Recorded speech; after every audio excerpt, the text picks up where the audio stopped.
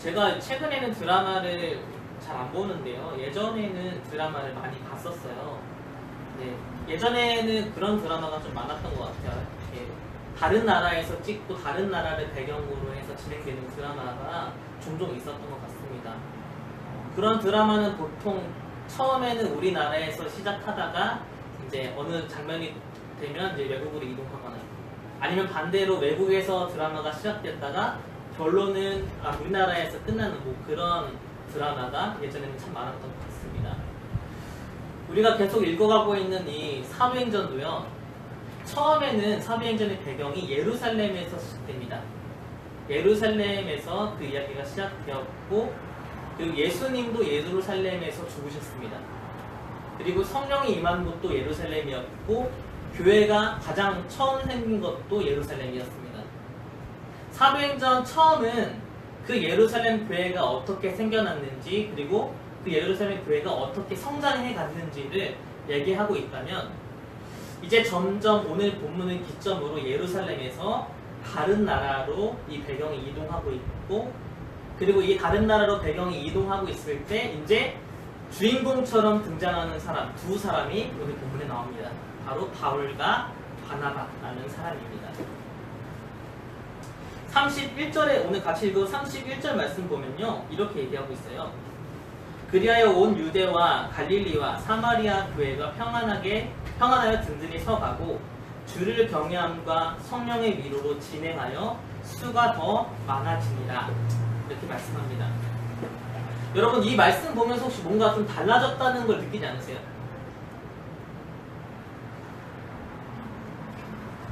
아까도 말씀드렸던 것처럼 사도행전 초반에는요 예루살렘 교회에 대한 이야기였고 예루살렘 교회가 어떻게 성장했는지에 대해서 얘기를 했어요. 그런데 오늘 본문에는 이 예루살렘 교회뿐만 아니라 다른 교회들이 나오기 시작합니다. 유대교회, 갈릴리 교회, 그리고 사마리아 교회 이 교회가 나오고 이 교회가 평안히 섰고 든든하게 섰고 예루살렘 교회처럼 수가 점점 늘어났다라고 기록하고 있어요. 뭔가 배경이 조금씩 바뀌고 있는 게 느껴지시죠? 사도행전 1장 8절은 잘 아시죠? 어떻게 얘기하는지. 오직 성령이 너에게 임하시면 너희가 권능을 받고 예루살렘과 온 유대와 사마리아와 땅끝까지 이르러 내 증인이 되리라. 예루살렘에 있던 사람들이 예수님을 믿어서 예루살렘 교회가 만들어졌습니다. 유대에 있던 사람들이 예수님을 믿어서 유대의 교회가 만들어졌습니다. 사마리아에 있던 사람들이 예수님을 믿어서 사마리아 교회도 생겼습니다. 그럼 이제 어디만 남았나요? 이제 땅끝만 남았습니다. 앞으로 사도행전은 땅끝까지 예수님이 전해지고 땅끝까지 살던 사람들이 예수님을 믿게 되고 그래서 땅끝까지 교회가 세워지는 과정에 대해서 우리가 앞으로 보게 될 겁니다. 그래서 앞으로는 안디옥 교회, 또 데살로니가, 그리고 고린도, 에베소 뭐 이런 여러 가지 교회들이 나오고 그 교회들이 생겨나고 땅끝까지 복음을 전하는데 가장 앞장섰던 두 사람 바로 바울과 바나바에 대해서 오늘 얘기를 해보려고 합니다. 과연 바울과 바나바를 통해서 우리는 뭐 어떤 것을 배울 수 있는지를 함께 말씀을 전하려고 하고 또 한편으로는 우리가 바울과 같다면 바나바와 같다면 우리 또한 교회를 든든히 세울 수 있고 우리 또한 복음의 능력을 담대하게 전할 수 있겠다라는 소망이 생겨나는 시간이 됐으면 좋겠습니다. 먼저 바울에 대해서 얘기를 해보려고 하는데 오늘 본문은 비록 다 사울이라고 얘기하지만 저는 좀 듣기 편하시게 그냥 바울이라고 통일해서 얘기하겠습니다. 바울이라는 사람은 잘 아시다시피 예수님을 전하려고 했던 사람들을 죽이려 한 사람이었습니다. 예수님을 전하는 사람이 죽어 마땅하다라고 생각했던 사람이 이제는 자기가 예수님을 전하고 있습니다. 예수님을 전하는 사람을 다 잡으려고 했던 사람이 자기가 앞장서서 이제는 예수님을 전하고 있습니다. 누구보다도 더 앞장서서 예수님을 믿는 사람들, 그 제자들을 잡으려 했던 사람이 바울이었고 가장 앞장서서 대제사장에게 찾아가서 그 권한을 받은 다음에 가장 빨리 그리고 가장 많이 사는 다메섹으로 가서 예수님의 제자들을 잡으려 했던 사람이 바울이었습니다. 한마디로 제자들 그리고 초대교회가 가장 두려워했던 사람이 바로 바울이었는데 그런 바울이 지금 예수님을 전하고 있는 겁니다. 사람들이 어떻게 느꼈을까요? 굉장히 황당하기도 하고 당황스럽고 또 두렵기도 하면서도 되게 신기하다, 놀랍다라는 반응이 여러 가지 반응이 감의 세계는 가득했을 겁니다. 예전에 이런 일이 있었어요. 제가 저번에도 한번 얘기했지만 고등학교 1학년 때 영어 선생님이 별명이 작살이었어요. 걸리면 작살난다고 해서 작살이었는데 이 선생님이 매주 영어 단어 시험을 1000개씩 봤어요. 그리고 이 1000개씩 봐서 틀린 개수대로 때렸습니다. 200대를 맞는 날도 300대를 맞는 날도 있었는데 이 100대당 한 대씩 그 감면해주는 매가 있었어요. 이거는 한 대 맞으면 100대짜리 매가 있었어요. 근데 이렇게 두꺼운 곡괭이 자루로 맞아서 굉장히 그 선생님을 모두가 다 두려워했고 고등학교 학생이면 사실 혈기왕성하잖아요. 근데 그 선생님 앞에서는 꼼짝을 못했습니다.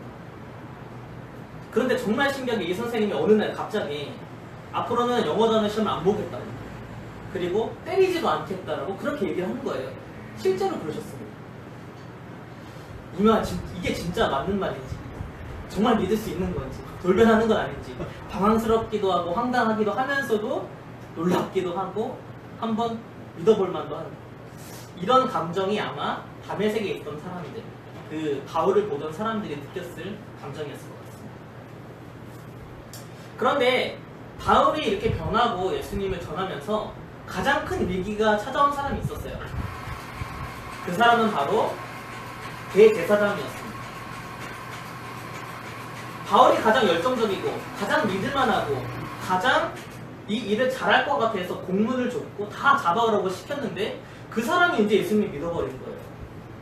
이 대제사장 입장에서 황당하고 어떻게 보면 가장 믿음직했던 사람이 이제는 가장 먼저 제거해야 될 대상이 되어버렸습니다. 그래서 오늘 본문 23절에 보면 이렇게 기록합니다. 유대인들이 사울 죽이기를 공모하더라. 바울은 다메섹으로 가는 길에서 예수님을 믿었습니다. 그래서 갈라디아서에서 보면요, 바울이 이제 다메섹에 있다가 잠깐 아라비아로 갔다가 다시 돌아오고 다메섹에서 3년 동안 열심히 복음을 전했습니다. 그러다가 이제 죽을 위기가 처해지자 예루살렘으로 도망가는 그런 내용이 오늘 나오잖아요. 예루살렘으로 가기 전까지 다메섹에서 3년 동안 정말 열심히 복음을 전했어요. 그런 말 있잖아요. 사람이 무엇인가 배우려면 그리고 좀 인정받으려면 적어도 3년 정도는 해야 된다. 서당계 3년이면 풍어를 읊는다는 말이 있잖아요. 그러니까 바울이 지금 한 3년 정도 그렇게 꾸준하게 금방 변하지 않고 그렇게 예수님을 전하니까 인정받은 거예요. 대제사장한테 인정받은 거예요. 어떤 인정을 받았냐면 바울은 누구보다 열심히 예수님을 전하고 누구보다 열심히 예수님을 따르는 사람이고 그래서 우리에게 가장 위험한 인물이다. 가장 먼저 제거해야 될 사람이다. 여러분 이런 인정은 한 번쯤은 받아보고 싶지 않으세요? 누구보다 열심히 예수님을 믿고 누구보다 열심히 예수님을 전하는 사람. 그래서 대제사장이 가장 먼저 죽이려고 했던 사람이 바울이었습니다. 예전에 제가 러시아 단기 선교를 갔었는데요. 선교사님이 우리에게 이런 얘기를 했어요. 사탄이 인정하는 사람이 돼요. 한두 번 하고 금세 안 할 사람들은 신경도 쓰지 않습니다. 정말 꾸준하게 변하지 않고 그렇게 열심히 예수님을 전하는 사람, 그런 사람을 넘어뜨리려고 한다는 얘기였죠. 진정한 열정은 한 번 뜨겁게 타오르다가 금방 식어버리는 게 그게 열정이 아니라 3년이 지나도 변함없이 꾸준하게 그 일을 할 수 있게끔 하는 그 어떤 것, 그게 바로 열정입니다. 매일매일 그것을 즐겁게 할 수 있도록 이끄는 뭔가의 그 에너지, 그게 바로 열정입니다. 그렇게 본다면 여러분들 지금 열정을 쏟고 있는 일이 있으십니까? 1년이 지나고 2년이 지나도 변함없이 꾸준하게 하고 있는 것. 제가 이 설교를 지금 이거 쓰다가 금세 덮고 인스타그램을 켜가지고 그 큐티 오늘 한 걸 올리기 시작했어요. 안 올리려고 했는데 이걸 꾸준하게 해야겠다. 큐티 올리는 걸 꾸준하게 해야겠다 싶어서 다시 켰습니다. 이렇게 여러분 좀 꾸준하게 하고 있는 게 있으십니까? 있으십니까? 한 20년 가까이 매주 이렇게 올라오는 일본 만화가 있어요. 그 만화를 저는 매주 아주 나오자마자 그 만화를 찾아봅니다. 몇 년 동안 그렇게 하고 있어요. 이것처럼 정말 열정적으로 기다리고 변하지 않고 그런 것이 여러분께 있습니다. 여러분들이 매일매일 큐티를 하고 말씀을 보는 이유가 열정 때문입니까? 아니면 의무 때문입니까? 우리가 매일 기도의 자리로 나가는 것이 열정 때문입니까? 아니면 의무 때문입니까? 꾸준하게 몇 년이 지나도 변함없이 뜨거운 마음으로 할 수 있는 일, 그것이 뭐가 있을까요? 여러분들은 지금도 변하지 않고 예수 그리스도를 사랑하고 여전히 예수님을 쫓아가고자 하는 그 열정이 여러분들에게 남아있습니까? 정말 뜨겁게 변함없이 예수 그리스도를 사랑했던 그 첫 마음, 그 첫사랑, 그것이 예수님을 향한 그 열정이 오늘 회복되었으면 좋겠습니다. 예수 나의 첫사랑 되시네라는 찬양 가사에 보면 이런 가사가 있어요. 나의 온전한 열정과 나의 찬양 되시네, 주의 길을 따라가리. 정말 변함없이 오늘도 내일도 꾸준하게 우리가 해야 될 것이 있다면 바로 예수님을 사랑하고 그 길을 쫓아가려고 하는 그런 정말 온전한 열정이 우리 안에서 다시 한번 회복되었으면 좋겠습니다. 바울이 이렇게 열정을 가진 인물이었다면 오늘 또 다른 소중함을 갖고 있는 인물이 나오는데요. 바로 바나바라는 사람이었습니다. 바울이 열정적으로 3년 동안 복음을 전하다가 죽을 위기에 처하자 이제 예루살렘으로 잠시 안정을 취하고 쉬고 싶어서 예루살렘으로 가려고 했습니다. 그리고 예수님의 제자들을 만나서 영적으로도 좀 교제를 나누고 싶어 했던 것 같습니다. 그런데 26절의 말씀을 보면요, 뭔가 문제가 생겼습니다. 26절 말씀 보면 사울이 예루살렘에 가서 제자들을 사귀고자 하나 다 두려워하여 그가 제자됨을 믿지 아니하니 라고 기록합니다. 아이러니하게 대제사장들은 바울을 인정하고 저 사람이 정말 예수님을 누구보다도 열심히 쫓고 전하는 사람이라고 인정했는데 이 예수님의 제자들은 지금 바울을 인정하지 않고 믿지 못하는 거예요. 그래서 같이 하려고 하지 않았습니다. 그래서 바울이 정말로 예수님을 믿고 정말 예수님을 만났고 3년 동안 꾸준하게 열정적으로 예수님을 전했던 그것을 알려주고 그 사이를 중재할 사람이 필요했습니다. 그래서 나선 사람이 바나바라는 사람인데요. 27절에 보면 이렇게 기록합니다. 바나바가 데리고 사도들에게 가서 그가 길에서 어떻게 주를 보았는지와 주께서 그에게 말씀하신 일과 밤의 세계에서 그가 어떻게 예수님의 이름으로 담대히 말하였는지를 전합니다. 이 말씀을 보면서 제가 바나바를 통해서 먼저 느꼈던 것은요, 포용력이었어요. 바나바의 포용력. 발음이 잘 포용력이었습니다. 아무리 바울이 열심히 복음을 전해도 사람들은 의심의 눈초리를 결코 없애지 않았습니다. 저러다가 배신하면 어쩌지? 더 깊숙이 침투해서 우리를 잡으려는 그런 모략은 아닐까라는 의심을 거두지 않았습니다. 아무리 저 사람이 예수님을 정말 믿었고 정말 예수님을 전했어도 각자 정해진 위치에서 할 일 하면 되고 굳이 같이 할 필요는 없겠다라고 생각할지도 모르겠습니다. 그런데 바나바는 정말로 큰 위기에 처해져 있고 그래서 당장 피할 곳이 필요한 그 바울을 넓은 포용력으로 이해해줬고 그리고 바울을 진짜 동역자라고 여겼고 바울이 예수님을 만난 것과 바울이 예수님을 전하는 것을 있는 그대로 신뢰해준 사람이었습니다. 나중에 이제 제자들이 안디옥 교회에 이제 소위 말하면 담임 목사를 보낸 일이 생겼는데 이제 안디옥 교회에 바나바를 보내요. 그런데 바나바가 안디옥 교회에 가서 가장 먼저 부른 사람이 바울이었습니다. 그리고 이 바울과 바나바는 전도여행을 떠날 때 가장 먼저 같이 갔던 진정한 파트너였습니다.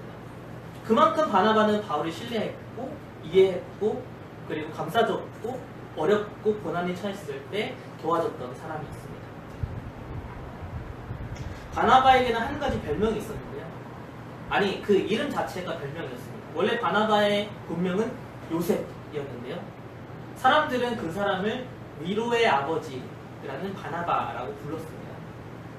사도행전 2장 그리고 4장에 보니까 예루살렘 교회에 처음에 정말 그 교회에 어려운 사람들, 힘든 사람들이 있다면 정말 넉넉한 사람들이 자신의 소유를 팔아서 이 어려운 사람들을 도와주는 일이 있었는데 가장 앞장서서 자기의 밭을 팔아서 어려운 사람을 도와줬던 사람이 바로 바나바였습니다.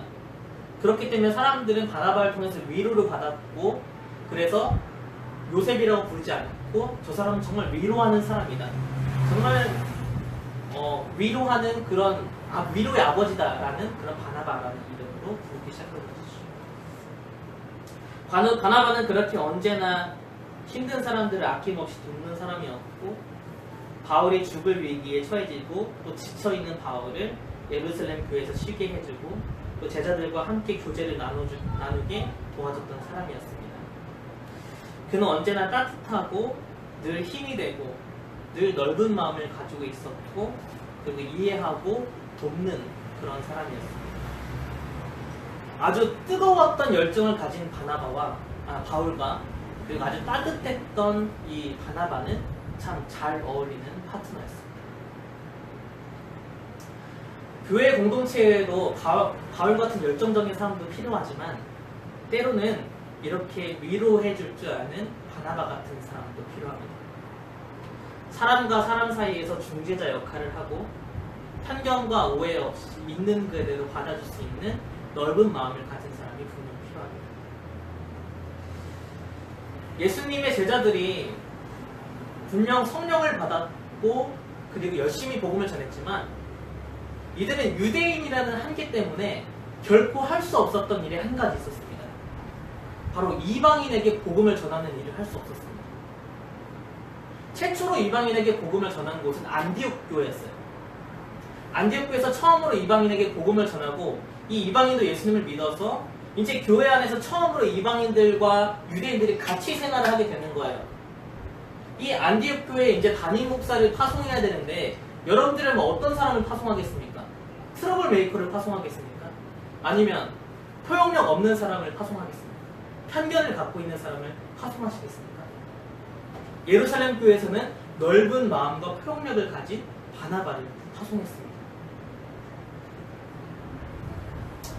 바울과 같은 사람, 열정적인 사람은 아니고 그리고 베드로와 같이 리더십이 있는 사람은 아니지만 자기 자신이 누군가를 위로할 수 있는 따뜻한 마음을 가졌고 넓은 마음을 가졌다면 여러분들도 주님의 일을 위해서 꼭 필요한 사람입니다. 편견과 한계를 뛰어넘을 수 있게끔 하는 사람입니다. 정말 힘들고 지친 사람을 위로해 줄 수 있는 사람이 바로 여러분입니다.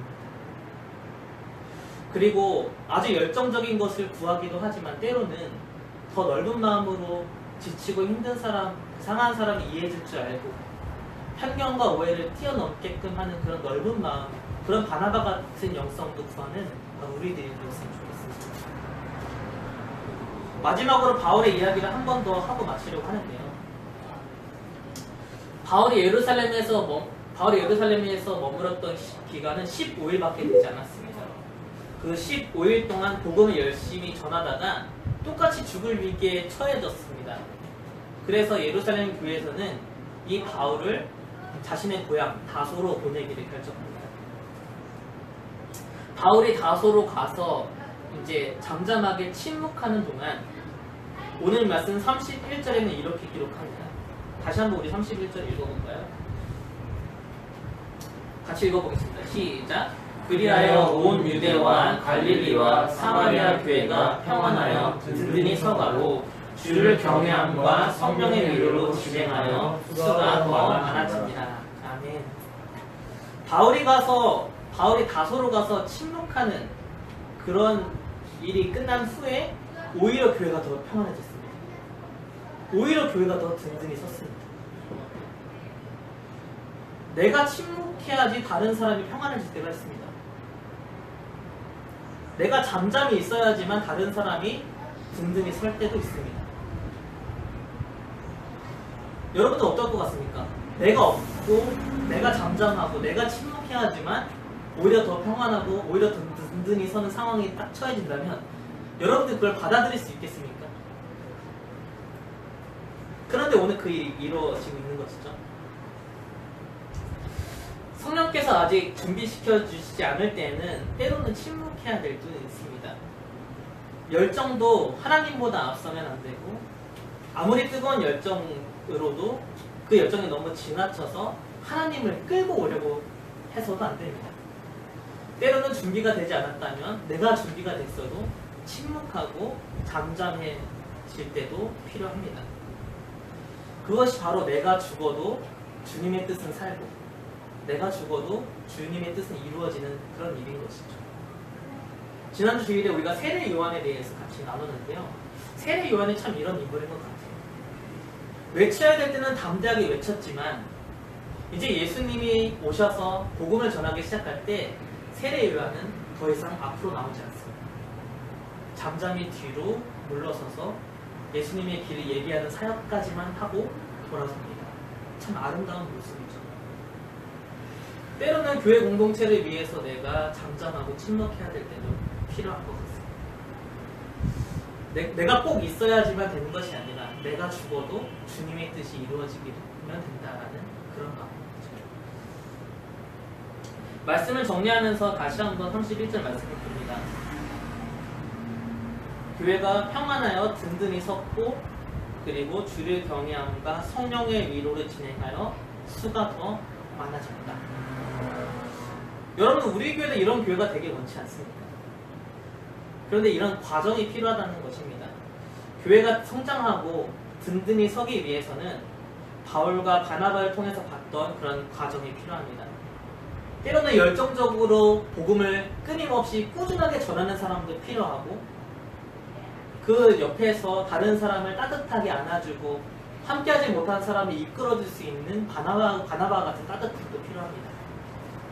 그리고 어쩔 때는 이 바울을 고향으로 보낼 수밖에 없는 냉철함을 가진 야고보와 같은 사람도 필요하고 전체적인 교회를 이끌어갈 수 있는 베드로와 같은 리더십도 필요합니다. 이런 다양한 리더십과 다양한 영성이 하나가 되어서 바로 든든히 서고 평안하고 주님을 경외하며 성령의 위로가 가득한 교회가 세워지는 것입니다. 또 때로는 내가 침묵함으로 내가 죽음으로 하나님의 뜻을 세워야 할 때도 있습니다. 이런 각기 다른 사람들이 조화롭게 하나가 되는 그래서 평안이 되는 그런 평안하게 서는 또 든든하게 서는 그런 교회가 되었으면 좋겠습니다. 지난 월요일에 우리 교회는 큰 일이 있었습니다.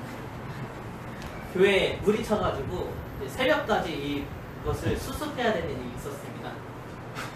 그 자리에 남아있던 사람들은 정말 열심히 최선을 다해서 그 일을 뒷감당하고 누구 하나 인상 찌푸리지 않고 정말 즐거운 마음으로 하나 돼서 그 일을 잘 수습했습니다. 그리고 그 다음 날은 미처 그 전에 그 새벽까지 일을 한 사람이 피곤할 때 여전히 그 자리에 든든히 서 있어서 각자 맡겨진 역할을 감당하고 장을 봐주고 아침에 출근을 대신 해주고 그리고 피곤한 걸 대신 풀어주고 더 열심히 일해준 그런 전도사님도 계셨기에 우리 교회는 더 아름답게 하나 돼 조화로울 수 있었습니다. 참 월요일 화요일의 그 과정을 보면서 너무 감사하고 너무 감격스러웠어요. 이런 게 참 교회 아름다운 모습이고 서로의 힘듦과 서로의 어려움을 같이 보듬어주고 하나 될 수 있는 그런 교회의 아름다운 모습인 것 같아요. 우리 교회도 그런 교회가 됐으면 좋겠습니다.